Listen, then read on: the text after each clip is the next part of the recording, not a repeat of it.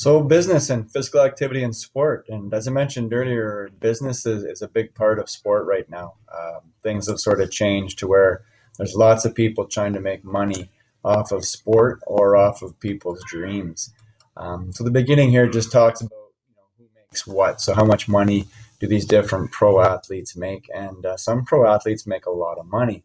This is also what's sort of tied into this pushing of the pro model down into the youth ranks because you have all these parents now who think their child is going to be their lottery ticket. And so basically, they've gone kind of crazy in terms of what they're trying to do with their children at young ages because they think they can make them pro athletes if they just make them do a whole lot more, if they make them play at super elite levels at a young age. And in turn, studies are showing it's doing the opposite. It's actually meaning fewer kids are involved later on. Those who are usually strong early on were simply born early in the birth year. It had only to do with birth date, not as much about genetics. And so later on, they get surpassed and they drop out. So it's caused kind of a real problem, the fact that there's so much money involved now in terms of you could make if you do make it. And it's made a lot of people at the minor ranks, the ranks where it should be about simply having fun and playing with your friends, a little bit crazy, and it's changed that model. So that's the first piece that takes a look at. Then it gets into looking at different sources for different things, so some primary and secondary sources. So you're going to look at some information off a couple websites where there's a couple organizations that are basically, giving some advice or feedback about physical activity and why it's good. The trick is thinking about the sources and whether these sources are actually people who would know information. Have they simply taken information? Are they trying to just make themselves look good? Because if they look good, then they're able to try and get people to buy their products. And so that's what you're sort of taking a look at here. So trying to figure out if the two different sources are really doing the right thing. So it's something to just sort of think about that way. And you got different people. You got different consumers. You got activity decreasing, increasing. You got a health and wellness product sales. So there's a different things that companies focus in on. They'll focus in on obesity and age of population and consumer knowledge. So these are things they'll take advantage of. And it's important to understand how these things will impact what people will buy. Little piece on living the dream is the athletes. We talked about the professional athletes who are making money, and then you got the Olympians who in many cases are just struggling to get by. So it's just taking a look at the difference between amateur athlete, professional athlete, and the fact that the dollar amounts just are not the same. And so basically people are looking to do what they can to try to represent their countries or to chase those dreams. And in this case, he'll talk a little bit about some bracelets that were made. And this is Jesse Lumsden, was a professional football player, Hamilton Tiger Cats at one time, and switched over into the bobsleigh. And so basically, he's a member of the Canada's bobsleigh team. So you get a chance to sort of take a look at that. Then they're supporting the dream. There's some different programs that do exist. There's the Game On program in Ontario, On the Podium, which is a national program. Similar and different. So you're going to basically go through these two plans and you're actually going to figure out how they're the same, how are they different, and then an opinion paragraph, which one do you think has a greater benefit to society.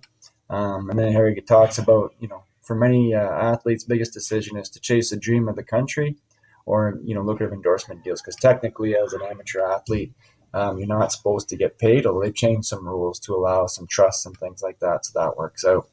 Then there's sponsorship. So a lot of different sponsors out there. Some are positive.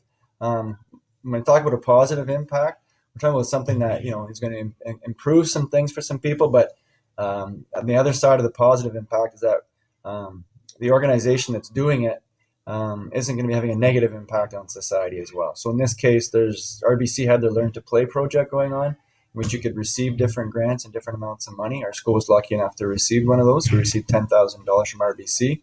But us getting that money, it didn't really have a negative impact, or that company itself didn't cause a negative impact. Whereas a negative impact would be something like Gatorade, for example.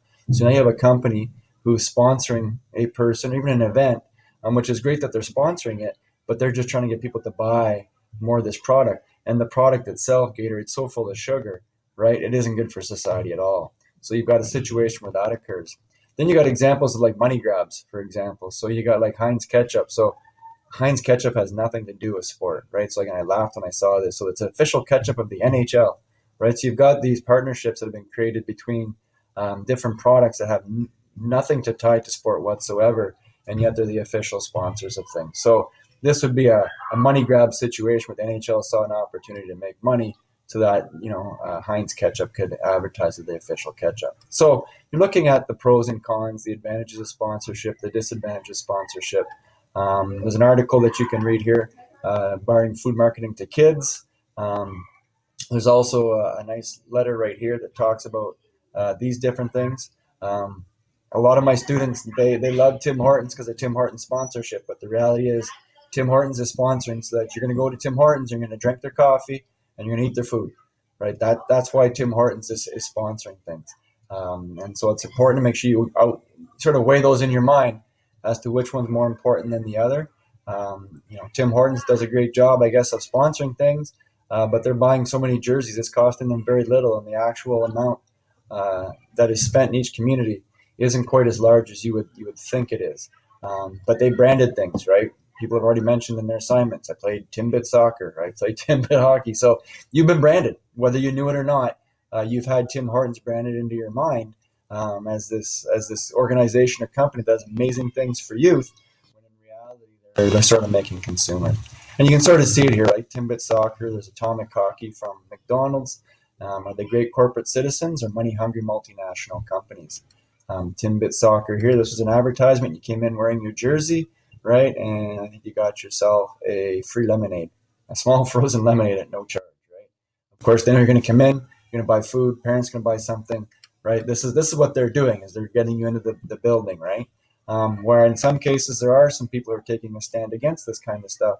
And you can sort of read, this was a football sponsorship offer that came off of Twitter. And it shows how they will let you trade in your uniforms that were branded, right, because of a negative relationship or negative connection, and they would give you other uniforms without that on it.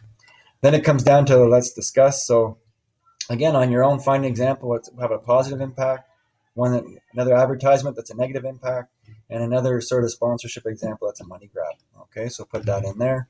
Then it starts looking at different sports and how much they make and what's more valuable. There's a graphic organizer to sort of take a look at. You can complete to sort of keep some of these things in line. And then basically your answers to 5 and 6, you're going to share those with your classmates and then respond to your classmates' answers by discussing how things were similar or different. And then the consolidation is an elevator pitch.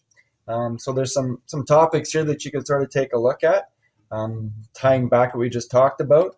And so in this case, you're going to create an elevator pitch, maximum of 1 minute in length, and you're trying to convince people whether or not these things are good or these things are bad. So based on your opinion, you're going to basically argue one side or the other in what's called an elevator pitch. So these videos here will give you an idea what an elevator pitch is and what it looks like.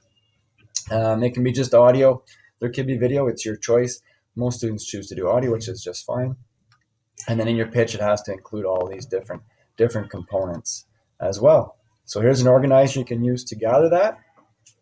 And then in this case, here's some instructions. If you used your phone to create it, most likely it'll be too large. So try email it to yourself. Try and get it compressed so that you can get it in there. Other ways is you can use PowerPoint. You can put voice into PowerPoint as well. So you can put audio into there, or cloud-based programs like Prezi or Screencastify, which actually save the file in the cloud. You just send me the link to the file you've created by putting it into a file that you'll then put into the Dropbox. Okay, once your pitch is done, listen to the pitches of the two other classmates and then choose one of those pitches. And then based on the correct in the rubric, comment one positive aspect of the pitch and provide one suggestion to make the pitch even better. And then here's some sentence starters that you can use. So it's actually in a discussion, not a Dropbox. So you put your pitch in a discussion. That allows others to then go in and listen to your pitch as well. So this is activity number 2 for unit number 2. So a bit of a long one, but just keep working your way through the information.